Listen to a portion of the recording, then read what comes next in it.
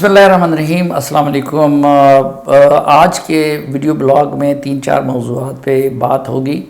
पहले जो मियांवाली में इमरान ख़ान साहब ने और उसके जवाब में पते जंग में मरियम नवाज़ साहबा ने पावर शो किया है, उसका तज़किरा होगा। दूसरे नंबर पर जहांगीर तरीन और अलीम ख़ान को जब इमरान ख़ान ने अब निशाना बनाया तो अलीम ख़ान तो बोल पड़े, लेकिन जहांगीर तरीन क्या करने वाले हैं और आगे जाके इस पूरे ग्रुप की क्या मंसूबाबंदी होगी। और जहांगीर तरीन और अलीम ख़ान ने आपस में एक हलफ उठाया है, उसका भी तज़किरा मैं करूँगा और ये भी आपको बताने की कोशिश करूँगा कि आगे इस तरह की मज़ीद कौन कौन से लोग सामने आने वाले हैं। फिर तीसरा एक नाखुशगवार वाक़या जो हुआ है मदीना मुनव्वरा में। इस दौरान मुझे भी सआदत हासिल हुई उम्रे की। उस दिन अगरचे मैं मक्का में था, लेकिन बाद में मैंने इस मामले की तफसीलात जमा करने की कोशिश की तो उसके ज़िम्मेदार कौन थे, उसकी प्लानिंग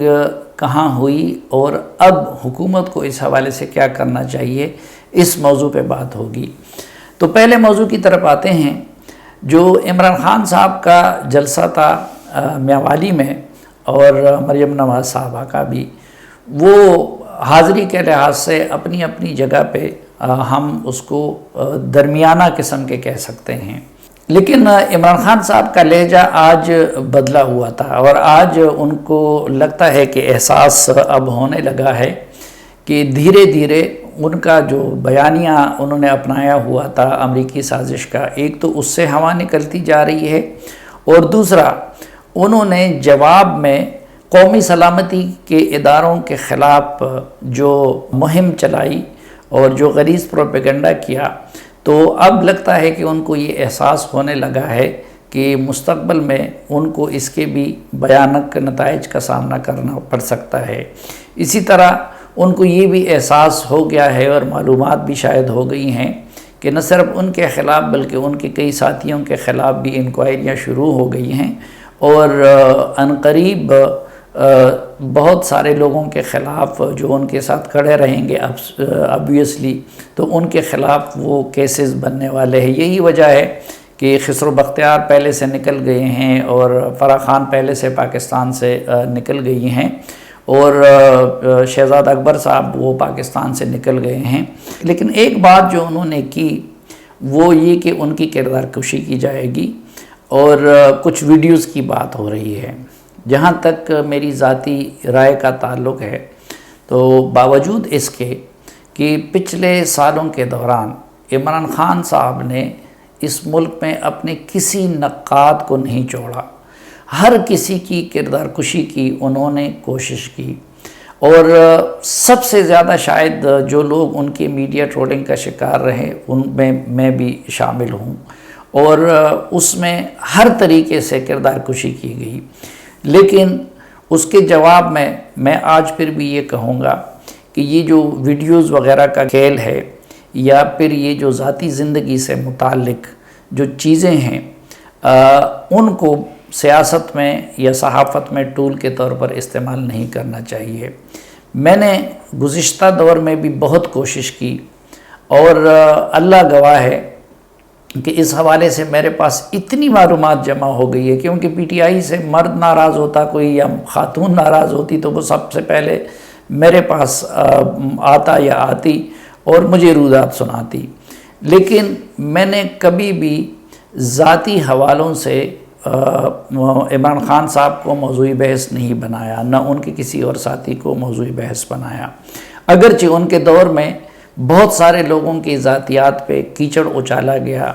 और इसको हज़म करना बड़ा मुश्किल है। मसलन राना सनाउल्लाह के साथ जो कुछ हुआ,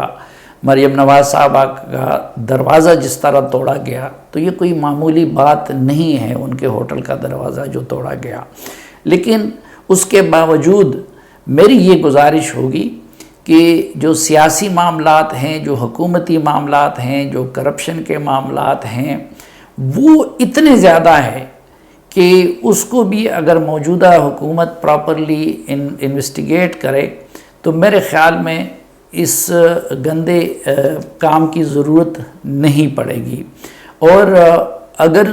ان کو ضرورت محسوس ہوتی بھی ہو تو میری ان سے یہ التجا ہوگی کہ یہ جو ویڈیوز والا معاملہ ہے یا جو ذاتیات سے متعلق کچھ آئیڈیوز ہے،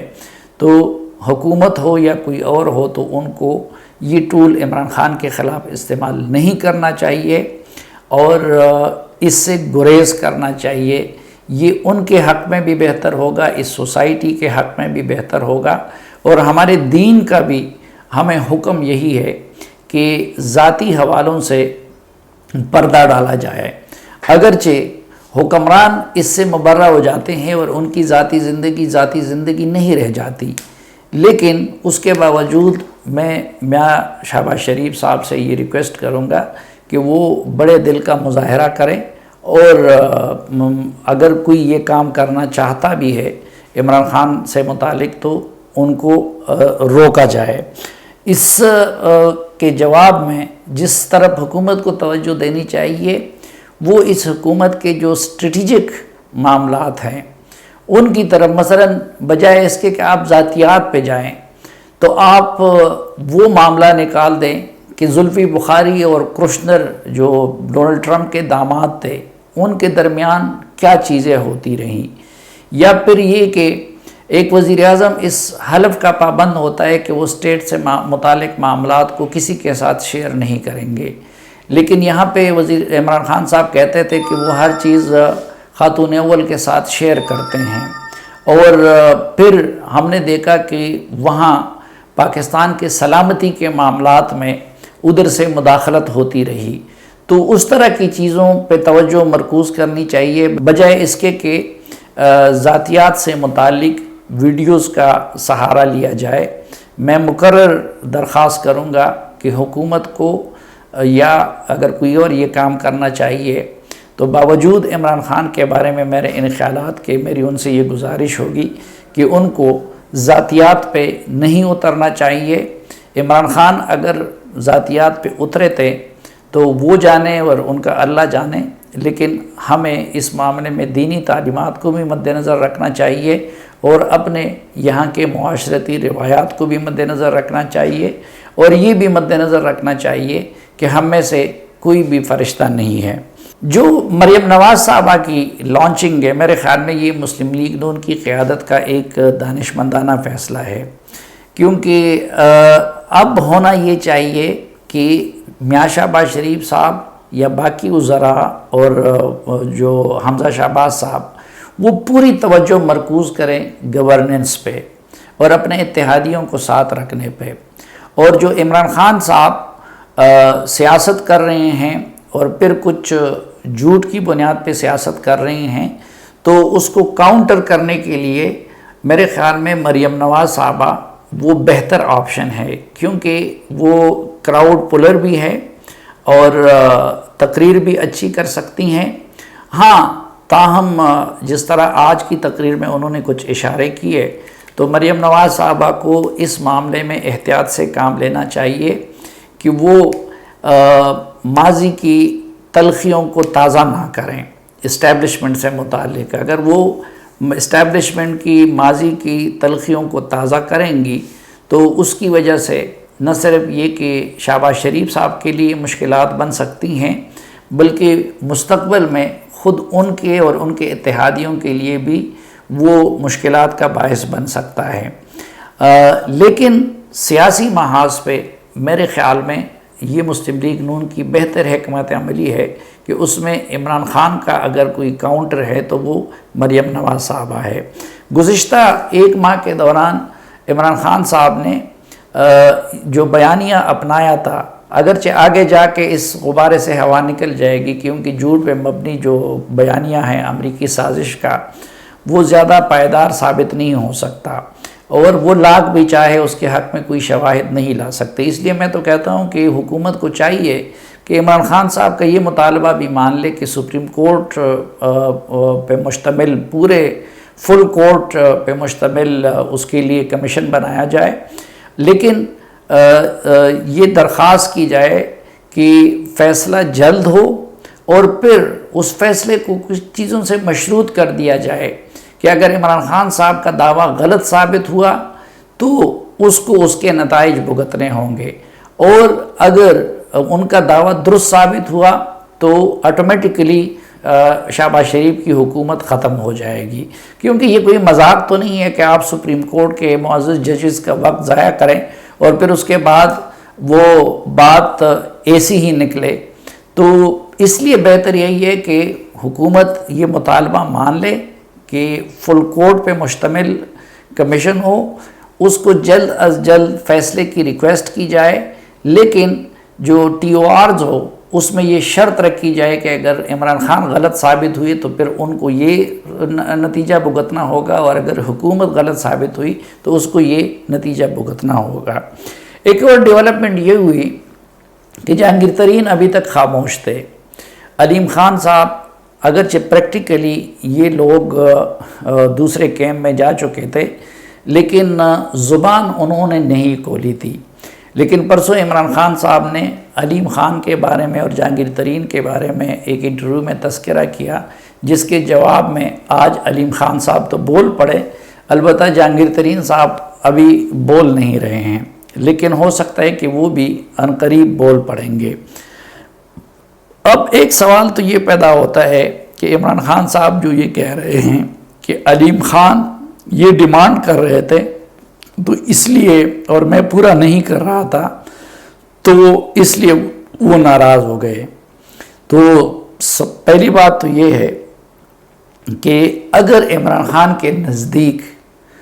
ان کی وہ زمینیں ناجائز تھی تو پھر انہوں نے ان کو پارٹی میں رکھا کیوں؟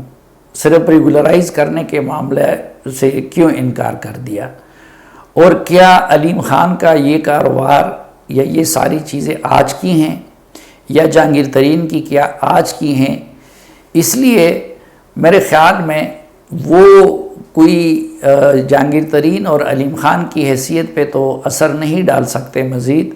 لیکن جواب میں انہوں نے اب ان کو یہ ایک جواز مہیا کر دیا کہ وہ کل کے عمران خان کے خلاف بولے۔ تو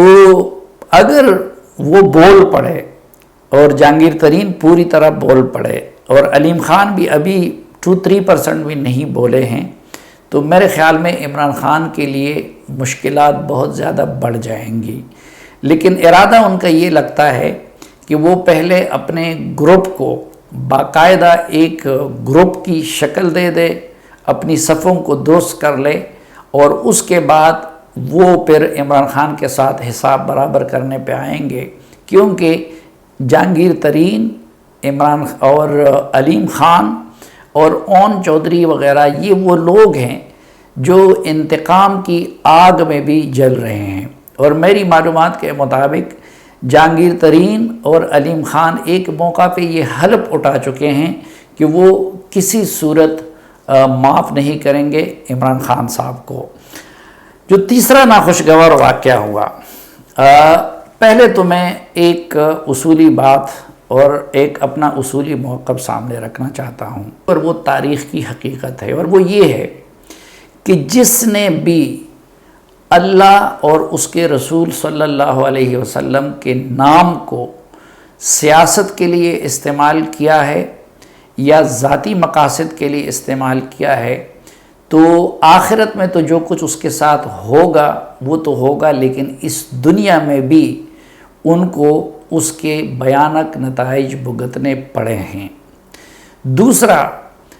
میں یہ سمجھتا ہوں کہ گناہگار ہم سب ہیں، لیکن بہرحال اتنا تو ہم کر سکتے ہیں کہ سیاسی اور ذاتی مقاصد کے لیے اللہ اور اس کے رسول صلی اللہ علیہ وسلم کے نام کو استعمال نہ کریں۔ لیکن بدقسمتی سے اس ملک میں ہم نے دیکھا کہ اللہ اور اس کے رسول کے نام کو سیاسی اور تجزیاتی مقاصد کے لیے استعمال کیا گیا۔ اس لیے آپ نے دیکھا کہ مسلم لیگ نون کے خلاف عمران خان اور شیخ رشید اور اس طرح کے لوگوں نے مذہب کے کارڈ کو استعمال کیا، اور سیاسی مقاصد کے لیے انہوں نے ٹی ایل پی جیسی تنظیم کو شہ دی۔ اب ظاہر ہے کہ اس وقت ان کے وہم و گمان میں بھی نہیں تھا، تو آج ان کو اس طرح کے الزامات کا سامنا کرنا پڑ رہا ہے، اور مجھے اب بھی یاد ہے کہ سب لوگوں کو پتہ تھا کہ معاملہ کچھ اور ہے، لیکن میڈیا پرسن میر شکیل الرحمان صاحب اور اس طرح کے لوگوں کے خلاف بھی جھوٹے مقدمات درج کیے گئے۔ تو یہ وقت بہت جلدی بدلتا ہے۔ آج سے 1 مہینہ پہلے شیخ رشید صاحب یہ دھمکی دے رہے تھے کہ اسلام آباد کی طرف آنے والوں کے ساتھ یہ کیا جائے گا، یہ کیا جائے گا، اور آج ان کو اس طرح کے الزامات میں قبل از گرفتاری ضمانتیں لینی پڑتی ہے یا اس کے بھتیجے کو اس طرح کے مقدمات کا سامنا ہے۔ تو ایک تو میری یہ گزارش ہوگی کہ جو غلطی اور جو ظلم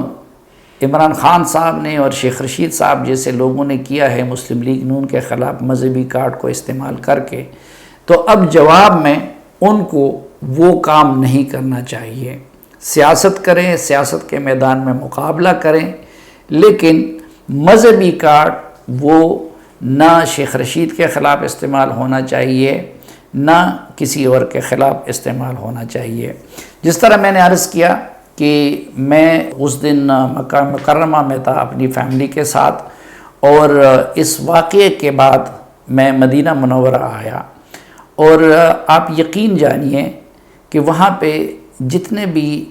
پاکستانی تھے وہ اس واقعے پہ شدید افسردہ تھے، کیونکہ اس واقعے نے نہ صرف سعودیوں کی نظروں میں بلکہ باقی تمام معتمرین کی نظروں میں پاکستانیوں کی حیثیت کو مجروح کیا تھا۔ ہر پاکستانی کو شک کی نظر سے دیکھا جاتا تھا، ان کی نگرانی کی جاتی تھی، کیونکہ یہ صرف پاکستان کے لیے نہیں بلکہ سعودی عرب کی حکومت کے لیے بھی یہ ایک ناخوشگوار واقعہ تھا، اور اس کی وجہ سے ان کا امیج بھی کافی متاثر ہوا ہے، کیونکہ مسجد الحرام یا مسجد نبوی کے اندر ایسا واقعہ کبھی سعودیوں نے ہونے ہی نہیں دیا، نہ کسی اور ملک کے لوگ اپنی سیاست کو وہاں پہ لائے ہیں۔ تو خود سعودی حکومت اور سعودی حکام وہ بھی اس پہ سخت غصے میں ہیں۔ پہلی رات کو کوئی 30-40 بندے گرفتار کیے گئے تھے، پھر وہ باقی چھوڑ دیے گئے جو کلیئر ہوئے، اور 5-6 بندے اب بھی گرفتار ہیں، لیکن مزید وہ تحقیق کر رہے ہیں اور CCTV سے لوگوں کی شناخت کر رہے ہیں، اور جو لوگ ادھر اویلیبل ہیں تو ان کو نہ صرف گرفتار کریں گے بلکہ یہ توقع ہے کہ وہ ان کو سخت سزائیں دیں گے، کیونکہ وہ سعودی عرب ہے، پاکستان نہیں ہے۔ لیکن بہرحال سعودی عرب کے اندر بھی پاکستانیوں کی حیثیت وہ بہت زیادہ مجروح ہو گئی، متاثر ہو گئی اس واقعے سے۔ پھر جس طرح کہ اللہ تعالیٰ نے قرآن میں فرمایا ہے کہ یہ 2 جگہ ایسی ہیں کہ جن کا تقدس، مسجد الحرام اور مسجد نبوی صلی اللہ علیہ وسلم، اس کے آگے جاتے ہوئے ہم جیسے گناہگار لوگوں کی بھی نظریں جھک جاتی ہیں۔ اب روضہ رسول صلی اللہ علیہ وسلم کے ساتھ اور مسجد نبوی کے احاطے میں غل قپاڑا کرنا، نعرے لگانا، اور مریم اور زیب صاحبہ کے بقول گالی دینا، اور پھر ایک خاتون کو نعرہ بازوں کا محاصرے میں لینا، میرے خیال میں اس سے زیادہ قبیح عمل کوئی نہیں ہو سکتا، اس سے زیادہ غلیظ عمل کوئی نہیں ہو سکتا۔ اور میں حیران ہوں کہ آخر وہ کیسے مسلمان ہیں کہ جو مسجد نبوی صلی اللہ علیہ وسلم کے اندر اس طرح کے ناپاک حرکت کی جسارت کر سکتے ہیں۔ تو وہ جرم اپنی جگہ پہ سنگین ترین جرم ہے، کیونکہ قرآن نے یہ حکم دیا تھا کہ لا ترفعوا اصواتکم فوق صوت النبی، کہ نبی کریم صلی اللہ علیہ وسلم کے آواز کے سامنے اپنی آواز بلند نہ کرو۔ وہاں پہ تو آواز بلند کرنا بھی بے ادبی سمجھی جاتی ہے، اور کوئی مسلمان اس کا تصور نہیں کر سکتا۔ تو کام انتہائی غلیظ اور کنڈیمنیبل ہوا ہے۔ اور پھر میں آپ کو یہ بھی بتاؤں کہ جو معلومات مجھے حاصل ہوئی تو یہ باقاعدہ پلاننگ کے تحت ہوا تھا۔ اب اس کی وجہ سے مشکلات جو سعودی عرب میں کام کرنے والے مزدور ہیں، ڈرائیور ہیں، جو باقی ہے، سب کو شک کی نگاہ سے دیکھا جاتا ہے۔ لیکن حقیقت یہ ہے کہ اس میں مقامی لوگ بہت کم تھے۔ کچھ لوگ لندن سے آئے تھے آرگنائز کرنے کے لیے، اور کچھ جن میں سابق وزراء اور سابق MNA بھی شامل تھے وہ پاکستان سے گئے تھے۔ خود میں جس فلائٹ میں جا رہا تھا اس فلائٹ میں بھی ایک سابق وزیر صاحب سعودی ایئرلائن کے فلائٹ سے میں جا رہا تھا، اس میں وہ ادھر جا رہے تھے۔ تو یہ بات طے ہے کہ یہ PTI نے تنظیم کی سطح پہ یہ فیصلہ کیا تھا کہ وہاں مسجد نبوی میں یہ حرکت کرنی ہے، اور پھر زیادہ تر اس کے لیے لندن سے ایسے لوگوں کو بلایا گیا کہ جن کا زیادہ تر یہ دینی امور سے دلچسپی نہیں ہوتی۔ ماضی میں کبھی ہم نے ان لوگوں کو نہیں دیکھا کہ وہ یا عمروں پہ گئے ہیں یا حج پہ گئے ہیں، اور پھر کچھ انہوں نے اپنے مقامی لوگوں کو استعمال کیا۔ تو بہرحال جن لوگوں نے کیا ہے واقعہ تو انتہائی سنگین ہے، لیکن اس معاملے میں بھی میں حکومت پاکستان سے یہ اپیل کروں گا کہ وہ خصوصاً جو سعودی عرب میں مقیم پاکستانی ہیں اور اس واقعے میں ذمہ دار قرار پائے ہیں، تو حکومت اپنی طرف سے اس کو ایک کارڈ کے طور پر استعمال نہ کرے اور ان لوگوں کے خلاف کارروائی نہ کرے، کیونکہ یہ انتہائی حساس معاملہ ہے، اور اس کو چھوڑیں اللہ اور اس کے نبی پہ۔ جن لوگوں نے اللہ کے نبی کے روضہ مبارک کی اور مسجد نبوی کی تقدس کو پامال کیا ہے، تو میرے خیال میں ان سے انتقام لینے کے لیے اللہ ہی کافی ہے۔ اس لیے میں حکومت پاکستان سے یہ اپیل کروں گا کہ اس بنیاد پہ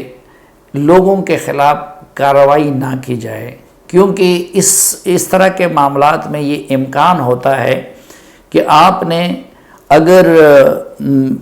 10 گناہگار تھے لیکن اگر ایک بندے پہ بھی غلط الزام لگ گیا یا ایک بندے کو بھی غلط سزا دی گئی تو یہ جرم اتنا سنگین ہے کہ میرے خیال میں پھر وہ 10 گناہگاروں کو سزا دینا وہ کارنامہ نہیں بن جاتا، لیکن ایک بے گناہ پہ یہ الزام لگانا یا اس کو سزا دینا وہ سنگین ترین جرم بن جاتا ہے۔ اس لیے اس معاملے کو اللہ پہ چھوڑ دینا چاہیے